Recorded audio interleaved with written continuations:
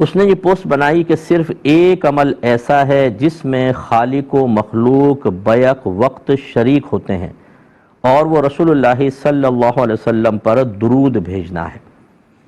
دیکھیں، یہ پوسٹ بنانے والے سمجھتے ہیں کہ ہم بڑے بحر عقیدت میں گم ہیں، بہت دین کی خدمت کر رہے ہیں، سرکار کی محبت کا ثبوت دے رہے ہیں، لیکن ان کو یہ نہیں پتہ ہوتا بعض اوقات، کیونکہ یہ صاحب علم نہیں ہوتا۔ اس پہ نام بھی لکھا ہے، میں نام نہیں بتاتا آپ کو، کوئی صاحب ہیں تو وہ ہی سمجھتے ہیں کہ بڑے ہمارے درجات بلند ہو رہے ہوں گے، لیکن جب تک آپ علم دین نہیں سیکھیں گے، جب تک آپ شرعی قیودات اور لمیٹیشنز کا خیال نہیں رکھیں گے، بعض اوقات یہ تبلیغ دین ہی آپ کو جہنم میں لے جانے کا سبب بن سکتی ہے۔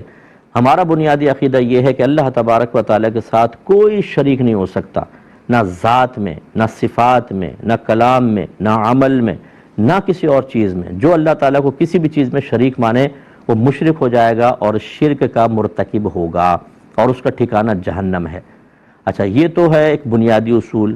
اب بھئی درود پاک اللہ تو فرما رہا ہے یا الذین آمنوا صلوا علیہ وسلم تسلیما، اور اس سے پہلے یہ فرمایا کہ ان اللہ و ملائکتہ یصلون علی النبی، تو بے شک اللہ تعالیٰ اس کے فرشتے نبی کریم صلی اللہ علیہ وسلم پر درود بھیجتے ہیں، تو اے ایمان والو تم بھی نبی کریم صلی اللہ علیہ وسلم پر درود اور سلام بھیجو۔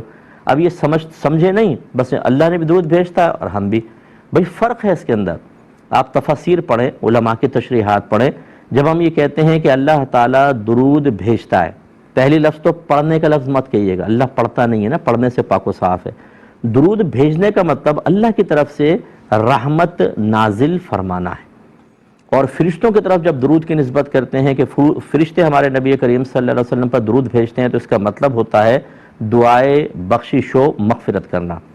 اور جب انسانوں کی طرف اس کی نسبت کی جاتی ہے کہ ہم نبی کریم صلی اللہ علیہ وسلم پر درود پاک بھیجتے ہیں یا پڑھتے ہیں، ہمارے لیے کہہ سکتے ہیں، تو اس کا مطلب ہوتا ہے سرکار صلی اللہ علیہ وسلم کے لیے دعائے رحمت کرنا، یعنی اللہ سے ریکویسٹ کرنا کہ اللہ تعالیٰ ہمارے نبی کریم صلی اللہ علیہ وسلم پر رحمت اور سلامتی نازل فرما۔ درود رحمت اور سلام سلامتی کی دعا ہوتی ہے۔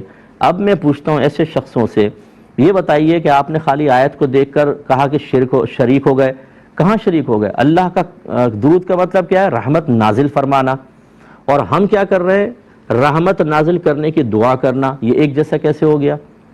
اور یہ اس کو بڑی عبادت سمجھ کر، بڑے عقیدت کے ساتھ، بڑی محبت کے ساتھ اس کو عام کیا جائے، جو حقیقتاً شرک ہے۔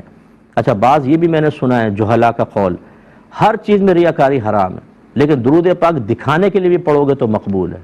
کہاں سے مقبول ہے بھائی؟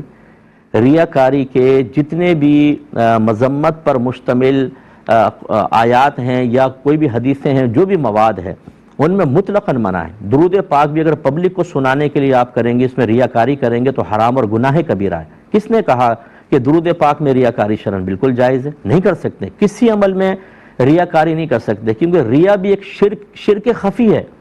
میرے آقا صلی اللہ علیہ وسلم نے شرک کی دو ہمیں صورتیں بتائی ہیں، ایک شرک جلی بڑا شرک اور ایک شرک خفی، اور سرکار نے ارشاد فرمایا مجھے تم پر وہ بڑے شرک کا خوف تو نہیں، لیکن تم اس شرک خفی میں مبتلا ہو جاؤ گے، وہ ریا ہے، لوگوں کو دکھانے کے لیے عمل کرنا، یعنی جو عمل اللہ کے لیے کرنا چاہیے ہم اس میں پبلک کو بھی شریک کر لیتے ہیں، یہ بھی واہ واہ کرے، یہ بھی سبحان اللہ کہے، یہ کرے، یہ بھی ایک شرک کی قسم ہے، لیکن اس میں کافر نہیں ہوتا آدمی، یہ گناہ کبیرہ ضرور ہے۔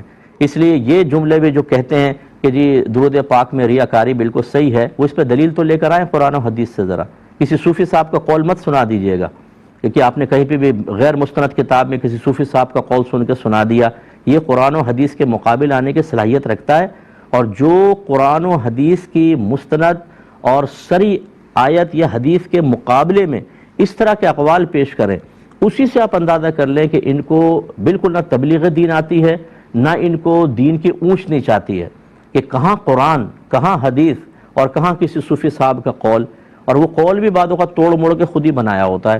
اس لیے بہرحال ایسی پوسٹ کو پڑھنا اور اس کو فارورڈ کرنا دونوں گناہ ہیں، اللہ کی بارگاہ میں توبہ کریں، اور یہ شرک کی طرف لے جانے والے ہیں، جس نے ایسا کیا اسے اپنے ایمان کی حفاظت کے لیے توبہ کرنی ہوگی۔